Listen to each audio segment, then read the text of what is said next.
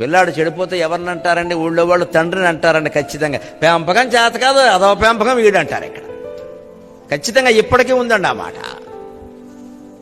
అదే 30 ఏళ్ళలో 40 ఏళ్ళలో వచ్చాక చెడిపోతే అప్పుడేమంటారు? ఏం చేస్తారమ్మా, ఇంకా 30 ఏళ్ళు వచ్చినా కాపలా కాస్తూ కూర్చుంటారా? పిల్లలకి అన్నాం కానీ వాళ్ళ తలరాతనకి అన్నామా, అప్పుడు వేరే సామెత. కానీ 16-18 ఏళ్ల లోపు ఏముంటుందంటే ఖచ్చితంగా మగపిల్లాడు చెడిపోతే తండ్రి బాధ్యత అంటారు, ఆడపిల్ల చెడిపోతే తల్లి బాధ్యత అంటారు.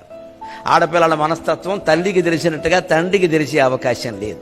తండ్రి దగ్గర వీళ్ళు చేరి 16 ఏళ్ళ అమ్మాయి డాడీ డాడీ డాడీ అనగానే ఈయన 10,000 ఇచ్చేస్తాడు. ఈయన ఆ 10,000 ఎక్కడికి వెళ్ళిపోతాయి అందరికీ తెలుసు. అదే తల్లి అయితే అడగగానే ఇచ్చేస్తారేంటి, చూసుకోద్దా అంటుంది. ఎందుకంటే ఆడపిల్ల, ఆవిడ ఆడదు, తెలుసు. ఎందుకు దానికి 16 ఏళ్ళ దానికి 10,000 తినకండి. నిన్నగాక మొన్న పత్రికల్లో మీరు చూసుంటారమ్మా, 16 లక్షలు వెళ్ళిపోయినా ఇంటర్మీడియట్ ఫస్ట్ ఇయర్ అమ్మాయి అకౌంట్ నుంచి.